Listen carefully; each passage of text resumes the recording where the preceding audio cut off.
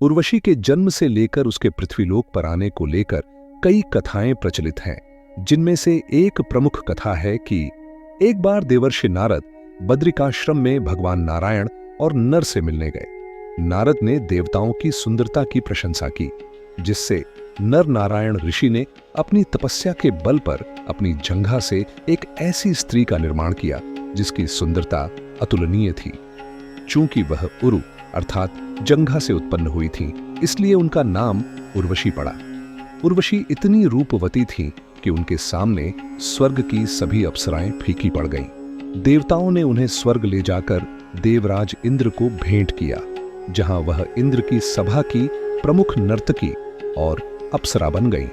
चंद्रवशी राजा पुरुरवा और स्वर्ग की अप्सरा उर्वशी की प्रेम कथा काफी प्रचलित है।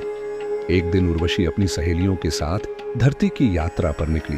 धरती के वातावरण से उर्वशी मोहित हो गई और अपनी सखियों के साथ वह धरती पर कुछ समय व्यतीत करने के रुक गई। उर्वशी जब पुनः स्वर्ग लौट रही थी, तब रास्ते में एक राक्षस ने उसका अपहरण कर लिया। अपहरण करते वक्त उस समय वहां से राजा पुरुरवा भी गुजर रहे थे।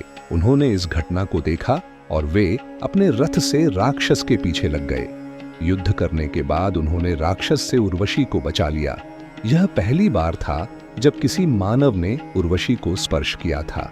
उर्वशी पुरुरवा की तरफ आकर्षित हो गई और पुरुरवा भी स्वर्ग की अप्सरा को अपना दिल दे बैठे। लेकिन उर्वशी को पुनः स्वर्ग लौटना ही था। दोनों ने भरे मन से एक दूसरे को विदाई दी। जुदा होने के बाद दोनों के ही मन से एक दूसरे का ख्याल निकल ही नहीं रहा था। दोनों को अब जुदाई बर्दाश्त नहीं हो रही थी। एक बार स्वर्ग में एक नाटक का आयोजन किया गया। इस प्रहसन में उर्वशी को लक्ष्मी माता का किरदार निभाना था। किरदार निभाते हुए उर्वशी ने अपने प्रियतम के तौर पर भगवान विष्णु का नाम लेने की बजाय पुरुरवा का नाम ले लिया। यह देखकर नाटक को निर्देशित कर रहे भारत मुनि को क्रोध आ गया। उन्होंने उर्वशी को शाप देते हुए कहा कि एक मानव की तरफ आकर्षित होने के कारण तुझे पृथ्वी लोक पर ही रहना पड़ेगा और मानवों की तरह संतान भी पैदा करना होगा। यह शाप तो उर्वशी के लिए वरदान जैसा साबित हुआ, क्योंकि वह भी तो यही चाहती थी। शाप के चलते एक बार फिर उर्वशी पृथ्वी लोक आ पहुंची। फिर वह पुरुरवा से मिली और अपने प्यार का इजहार किया। पुरुरवा ने उर्वशी के समक्ष विवाह का प्रस्ताव रखा, लेकिन उर्वशी ने उनके सामने 3 शर्तें रख दी। उर्वशी ने कहा कि मेरी पहली शर्त यह है कि आपको मेरी 2 बकरियों की हमेशा सुरक्षा करनी होगी। दूसरी शर्त यह कि वह हमेशा घी का ही सेवन करेगी। तीसरी शर्त यह कि केवल शारीरिक संबंध बनाते वक्त ही दोनों एक दूसरे को निर्वस्त्र देख सकते हैं। पुरुरवा ने कहा, मुझे मंजूर है।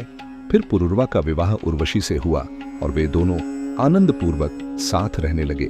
कुछ समय के बाद रस्वगलोक के देवताओं को दोनों का साथ पसंद नहीं आया। उर्वशी के जाते ही स्वर्ग की रौनक चली गई थी, तो वे चाहते थे कि उर्वशी पुनः स्वर्ग लौट आए। तब उन्होंने दोनों को अलग करने की चाल सोची। इस योजना के तहत एक रात उर्वशी की बकरियों को गांधर्वों ने चुरा लिया। शर्त के मुताबिक बकरियों की सुरक्षा की जिम्मेदारी पुरुरवा की थी। बकरियों की आवाज सुनने पर उर्वशी ने पुरुरवा से उन्हें बचाने को कहा। उस समय पुरुरवा निर्वस्त्र थे। वह जल्दबाजी में निर्वस्त्र ही बकरियों को बचाने के लिए द्वार परे। इसी दौरान देवताओं ने स्वर्ग से बिजली चमकाकर उजाला कर दिया और दोनों ने एक दूसरे को निर्वस्त्र देख लिया। इस घटना से उर्वशी की शर्त टूट गई। इस शर्त के टूटते ही उर्वशी स्वर्गलोक के लिए रवाना हो गई। उर्वशी के चले जाने से पुरुरवा गहरे दुख और वियोग में डूब गए। वे उन्हें ढूंढते हुए पृथ्वी पर भटकने लगे। अंततः एक झील के किनारे पुरुरवा ने उर्वशी और अन्य अप्सराओं को हंसों के रूप में खेलते देखा। जब उर्वशी ने पुरुरवा को इतनी दयनीय स्थिति में देखा तो उसका हृदय पिघल गया। उर्वशी ने पुरुरवा को 1 वर्ष में 1 रात के लिए उनके साथ रहने की अनुमति दी, ताकि उनके एक और पुत्र का जन्म हो सके। इसके बाद उर्वशी ने पुरुरवा को गंधर्व बनने का रहस्य बताया, ताकि वे स्वर्ग में आकर हमेशा के लिए उनके साथ रह सकें। पुरुरवा ने यज्ञ किए और गंधर्व बन गए, जिसके बाद वे और उर्वशी हमेशा के लिए एक साथ रह पाए।